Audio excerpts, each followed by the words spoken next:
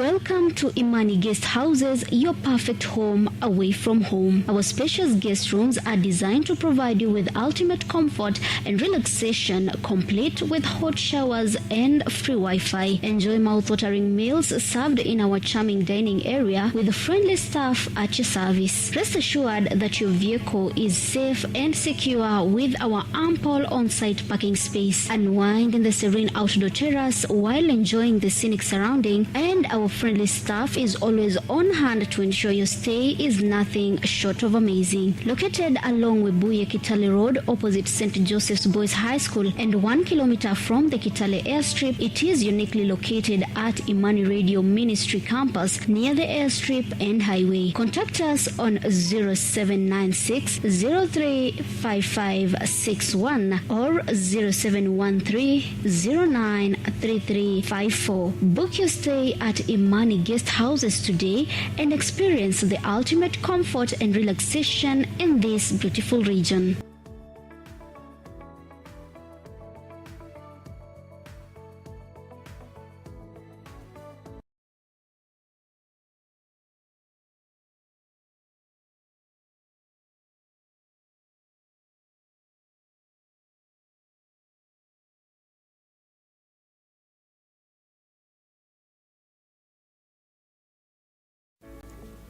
Welcome to Imani Digital Learning Center, where endless possibilities await.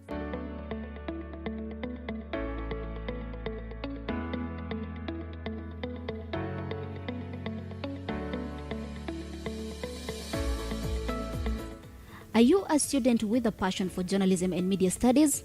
Look no further. At IDLC School of Journalism and Media Studies, we provide a dynamic and immersive learning experience. From cutting-edge technology to hands-on projects, you'll develop the skills and knowledge to thrive in the ever-evolving world of media. Dream of a career in the captivating world of tourism and hospitality management? Our School of Tourism and Hospitality Management at IDLC offers a gateway to exciting opportunities. With industry-driven curriculum and expert faculty, you'll gain the expertise and confidence needed to excel in this thriving field. Seeking a deeper understanding of theology and divinity? At IDLC School of Theology and Divinity, we provide a nurturing environment for spiritual growth and intellectual exploration. Our dedicated faculty and thought-provoking courses will guide you on a transformative journey. At Imani Digital Learning Center, we believe in hands-on education through internships, industry partnerships, and state-of-the-art facilities. You'll gain real-world experience that sets you apart. Our supportive community and vibrant campus life ensures a well-rounded education. Join us at Imani Digital Learning Center and unlock your potential. Discover your passion, chase your dreams, and shape a brighter future. The journey begins at ID.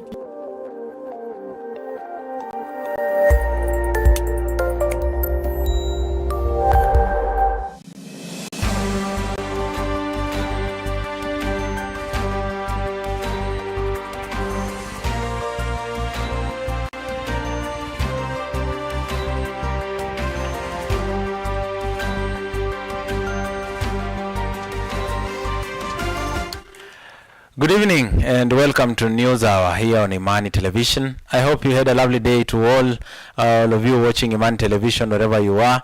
We have an array of topics to cover in our news bulletin tonight, so stay tuned to our broadcast for a more insightful update. You can as well leave us your feedback through any of our social media handles at Imani Television on Facebook and on YouTube, or you can also SMS us your feedback through our SMS line. Let's rush to our top stories tonight.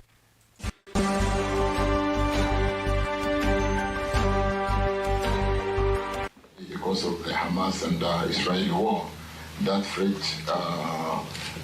that the international prices could go up to $150, and that would literally mean our products going to a high of 300 shillings per liter at the pump. We hope it doesn't get there.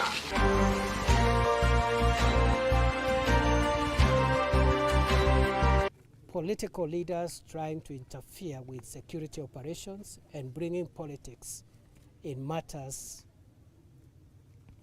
counter banditry.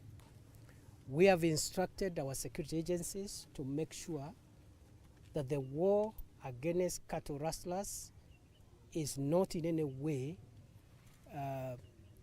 politicized. And any political leader who uses politics to complicate the war against banditry.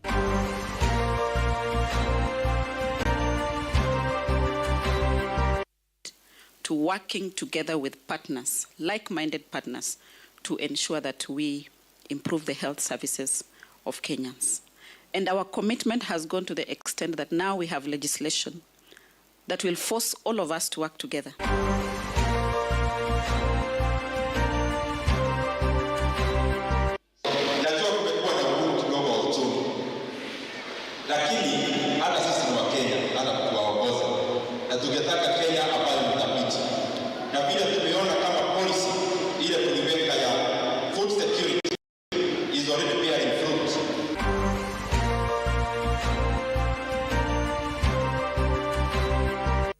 Ambacho nimefurahia ni vile mmesema ya kwamba sisi ni kitu moja. Ngawa lugha kidogo ni tofauti, sisi ni binadamu, sisi ni wana Kenya, sisi ni watoto wa Mungu. Na lazima tudumisha amani.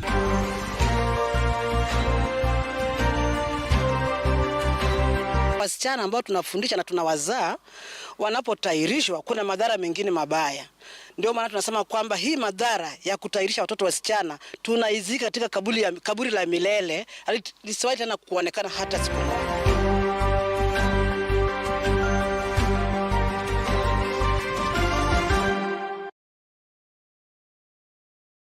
Now, welcome to the broadcast. I am BARASA SAENYI and Phyllis Mirikwa Arunga is our sign language interpreter. Now, Interior Cabinet Secretary Kithure Kindiki is back in Meru County to assess the security situation.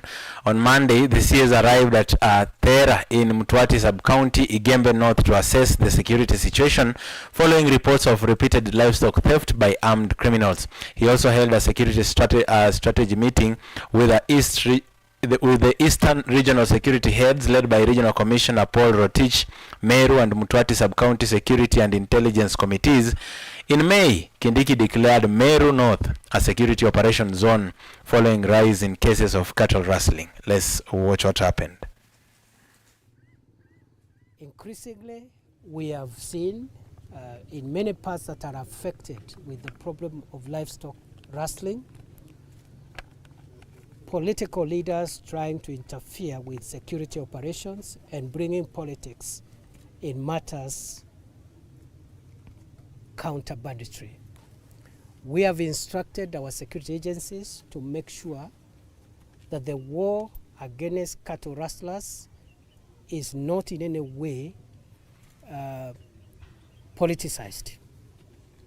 And any political leader who uses politics to complicate the war against banditry, legal action will be taken against them, irrespective of their political persuasion, whether or not they are leaning towards the government political party or the opposition. We'll take action against them, and we'll be very ruthless, and we will not care how many votes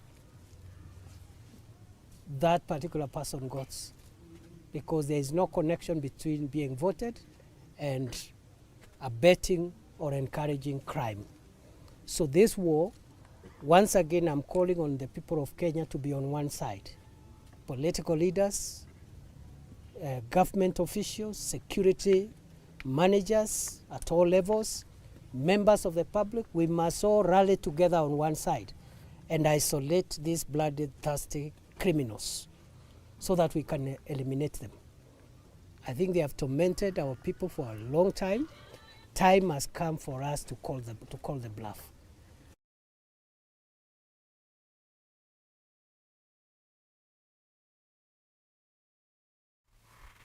All right, away from matters security, the First Lady, Rachel Ruto, has presided over the handing over of medical equipment worth 65 million Kenya shillings donated by the German government. The equipment donated includes 3 fully equipped mobile clinics and 4 refrigerators were handed over to 7 arid and semi-arid counties and is aimed at upscaling the delivery of health services in far-flung counties. Health CS Susan Nahumicha has thanked the German government for the donations, saying it aligns with the government's focus on preventive health care. Nahumicha says the fully equipped mobile clinics will boost vaccination rates among children in marginalized areas. The medical equipment have been handed over to Baringo, Samburu, Turkana, Isiolo, Mandera, West Pokot, and Marsabit counties. Let's watch. To working together with partners, like-minded partners, to ensure that we improve the health services of Kenyans. And our commitment has gone to the extent that now we have legislation that will force all of us to work together. In the primary health care bill, we have what we call a primary care network. In a primary care network, it does not matter whether you are a private hospital, a faith-based hospital, or a public health hospital. We are putting you in a situation where you must work together in that primary care network to provide services for Kenyans. Today represents a significant step in bringing healthcare services closer to those in the far-flung areas who normally have to travel long distances to access medical services. Given the arid and semi-arid nature of these regions, the donations will boost healthcare access in these counties by bringing services closer. Now, National Assembly Speaker Moses Wetangula has challenged Kisii County Governor Simba Arati and Senator Richard Onyonka to end their political differences and instead foster unity and development for the interest of the area residents. Wetangula, who led the reconciliation attempts among the two leaders at the same time, called on the opposition to give Kenya Kwanza administration time to deliver on its mandate and manifesto. Let's listen in. Let nobody or anybody ever interfere with the peace, security and tranquility of our country. Tukienda kwa kura tubishane, tumalize, ule ameshinda, aende bila kiburi, ule ameshindwa, asidharauliwe. That is what our country should be. Apewe nafasi yake, afanye kazi, his report card will be evaluated in 2027. Mnakubali hao ambao wafanye kazi pamoja? Usipofanya urafiki, what you need here is also needed in Nyamira, is also needed in Migori, is also needed in Narok. It's a question of priority. Tunaomba serikali ya Mheshimiwa William Ruto, taxes. Hata mimi najua kwamba naweka taxes kidogo, lakini ipungue kidogo tafadhali. Watu vijana wa pikipiki hapa watakwambia ile mambo maisha wanapitia. Mheshimiwa Rais akikubali anakuja, tunakaribisha yeye, tunafanya naye kazi na tunaomba yeye kazi kutoka ile iko juu. Hatuko vita yoyote. Sisi hawa watu ni watu wangu wote. Wakuwe wa UDA, wakuwe wa UPA ambayo ni nyumba ya Omogusi, ikuwe ODM. Now, Parliamentary Budget Committee Chairperson and Kiharu Member of Parliament, that is Ndindi Nyoro, says intervention measures put in place by the government to lower the cost of living was now bearing fruits. Citing the example of cheap fertilizer for farmers, the legislator said the country has a result recorded a bumper harvest, which he says is likely to lower the cost of food. Speaking at St. Joseph Mumbi Catholic Church, where he graced a fundraiser, Nyoro called on Kenyans to be patient and allow the government to fix the economy.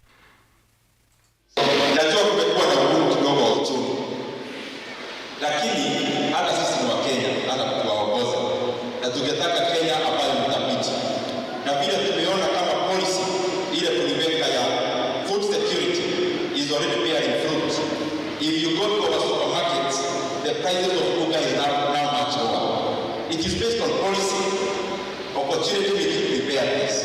We have the right policies, but God blessed us with rates.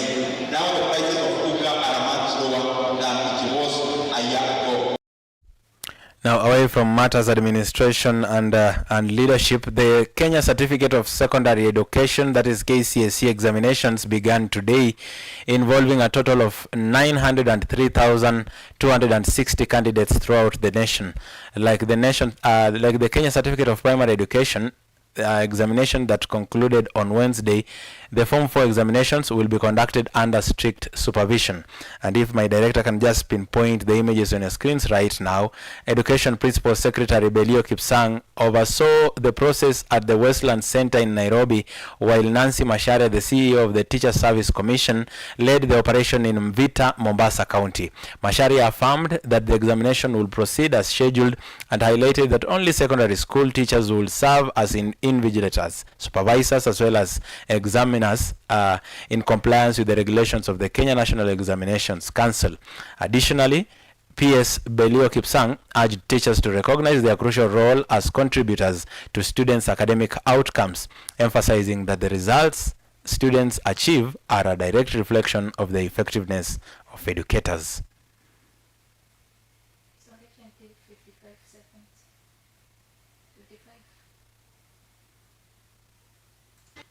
The directive that the TSC has given, and this is in compliance with what is in the regulation for NEC, is that only secondary school teachers will be expected to invigilate KCSE exams, and not primary. The primary school ones, they invigilated KIPSEA and KCP. So for these ones, we need only secondary school teachers to be the invigilators, to be the center managers, to be the supervisors, and finally the examiners. I said there are 101, 376 teachers. We've been able to deal with quite a number of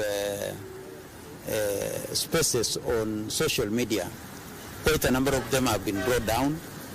Quite a number of them have been closed. Quite a number of people have been arrested. That so far so good. There is adequate deployment, and the multi-agency team is working very well. Yesterday in the evening, we deployed quite a number of helicopters to various places across the country, even places where we had not deployed last week. Some of the places where our colleagues at the Ministry of Interior has advised that there could be challenges, we've been able to deploy adequate helicopters.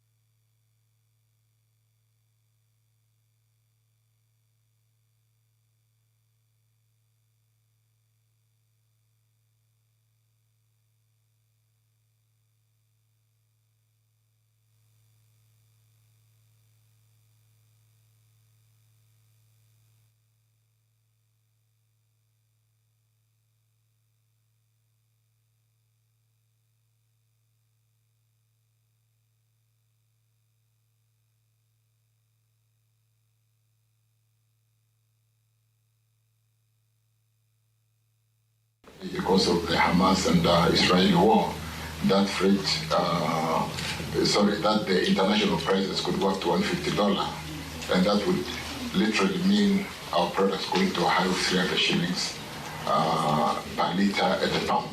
We hope it doesn't get there. So we are almost managing scaling the heights as we chew the gum every day to make sure we do manage this frame. And because I did say, Chair, that these are products which are real drivers of inflation. And so we are conscious, honorable members, we are working on it on a day-to-day basis to make sure that though it's a global challenge, we do obtain the best price for our country.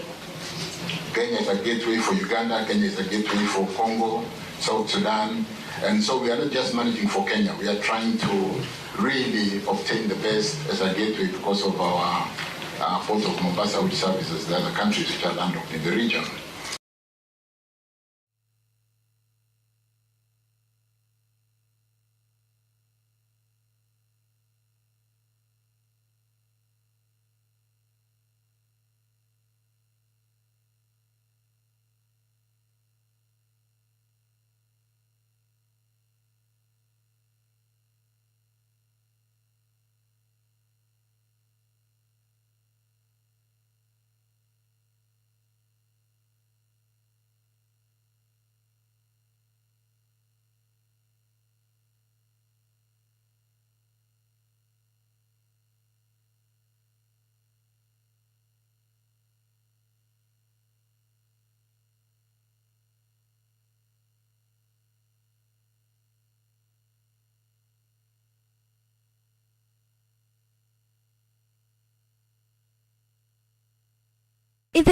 of Chakwal, West Pokot County, we meet Bishop Peter Siwa, who rebelled against cattle theft 15 years ago, and since then he has turned to be an ambassador of peace, and he has attended a service that brought together religious leaders and the former governor of West Pokot County, Professor John Lonyangapuo, and the main agenda is to preach peace.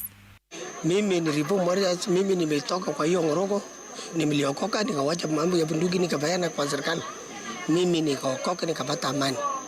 Ndio mimi nataka kila mtu apate amani. Zaidi sana tunahitaji amani ili watoto wetu ama watu wetu waishi kwa amani na wafanye kazi yao bila wasiwasi. Kuna wazee, wamama na wanaume na vijana wenye wanajua mambo ya amani na namna ya kufanya amani yao wenyewe kwa wenyewe kati ya Pokot na Turkana na Marakwet. Sisi mwaka 5 uliopita tulianzisha vizuri timu yangu. Siwa says that his efforts to ensure that young people get rid of livestock theft cases have borne fruit, and now they are facing insecurity caused by the border disputes. They want government to enable religious leaders to continue with the peace campaign in this area. Kufanya mambo ya amani, lakini kitu moja ni mambo ya boundary ndio ametuletea shida, ndio watu wanapikana kwa sababu ya boundary. Na hivi ndio tumeanza na tutaendelea kuhimiza wachungaji wetu wa Turkana pia tukutane na wao, to hold meeting, tuone suluhu. Kama ya Mungu, hii safari tumeanzisha ya amani, tutembee nayo twende mbali na mbele.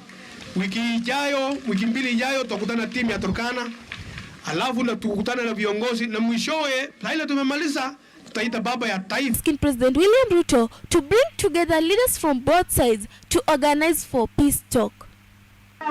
Hii ni safari ambao tumeanza na tutaendeleza hadi siku Mungu atatupa amani na tutakuja kusema asante. Haina mwisho, ni maombi ambayo inaendelea kwa sababu ni itikadi ya imani yetu kama Kikristo. Ningeliomba President, the same way you did when you were deputy president, ulituita viongozi wa Pokot na Turkana ukatushikisha pamoja. Why don't you repeat the same formula? Kwanza wenye wako inaonekana wenye wako sasa uongozi hawaelewi.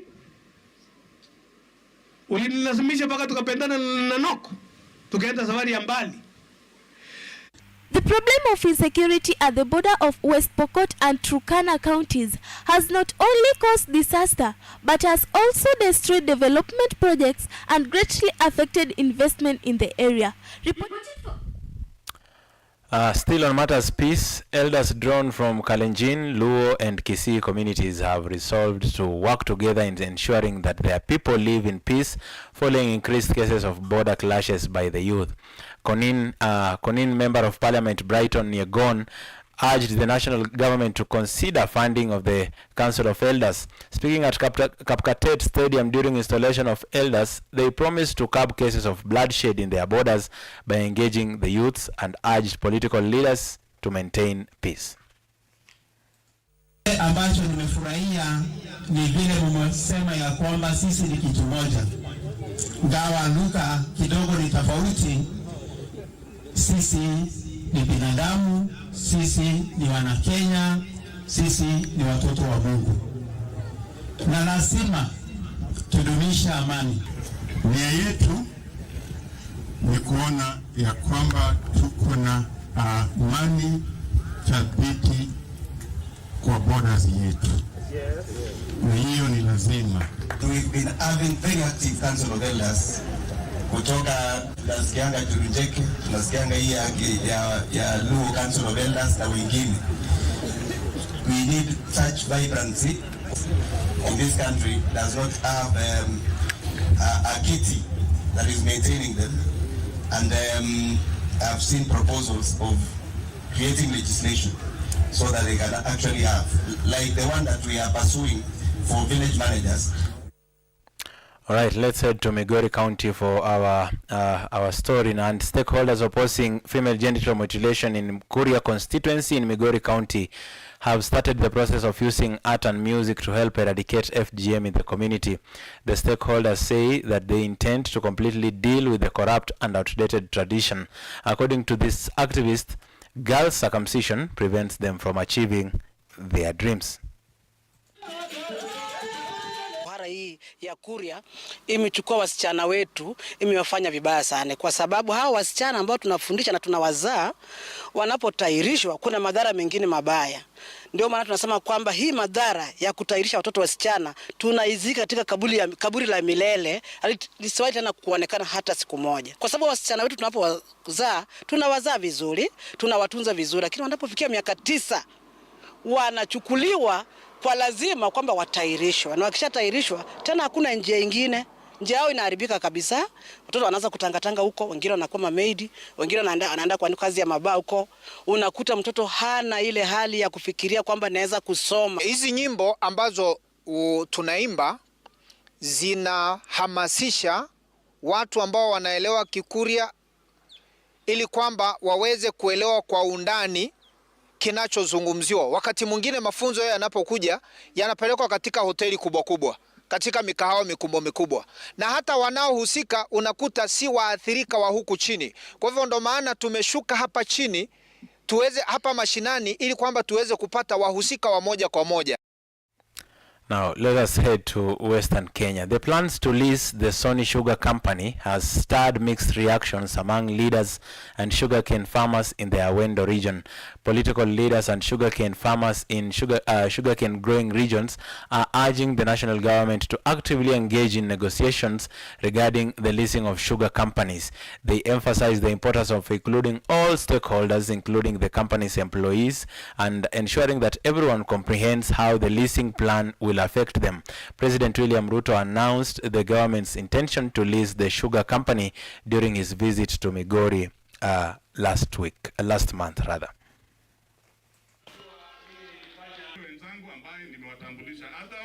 Sisi watu wa eneo hii, we want it to be done transparently, openly. Mambo ya SAENYI, kila mtu apate haki yetu, na sisi ambayo ni wakulima, wafanyakazi, wafanyibiashara tupate riziki yetu, always and transparency. SAENYI ni mali ya wananchi. Shamba hilo imetolewa na wananchi, ikawekwa nucleus, alafu baadaye kuna wengine wanatusaidia kulima. Na akasema kwamba shamba hiyo itabaki hivyo. Investor atakaye kuja atakaa chini, na huyu gavana wetu ataitwa, atakuwa pale kwa ajili ya kutuwakilisha sisi wote watu wa Migori.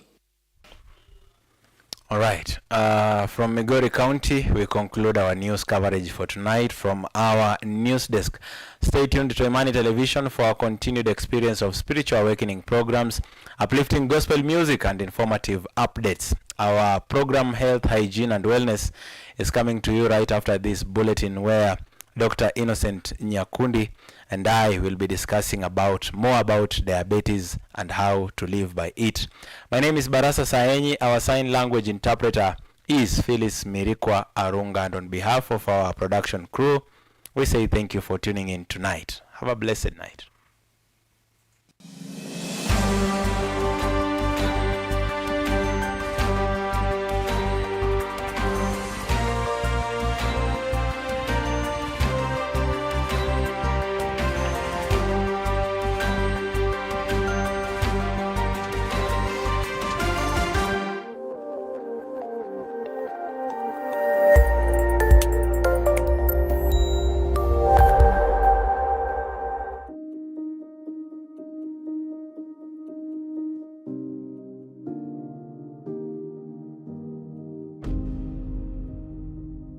When women begin to understand their value in God, they literally can change the world.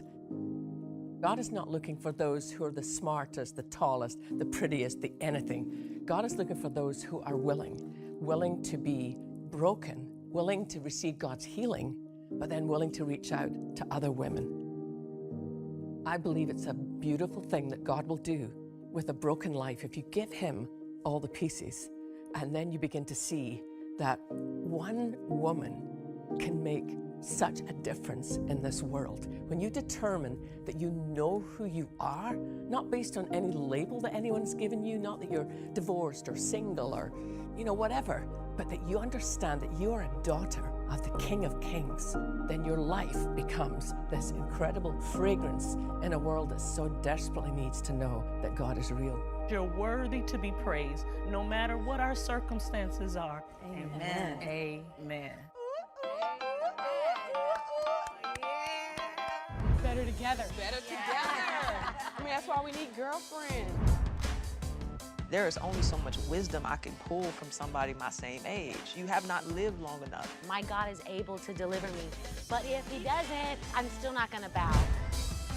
I realized that I was chasing the miracles of God rather than wanting intimacy with the God of the miracle. Adoption is not a higher way, it's another way. Hope is in Jesus. Hope is not in your resume. Hope is not in Tesla. We got this. We got this. It's easier when you realize you're not alone. We're not perfect people just on a journey and inviting you on it. Better together, baby.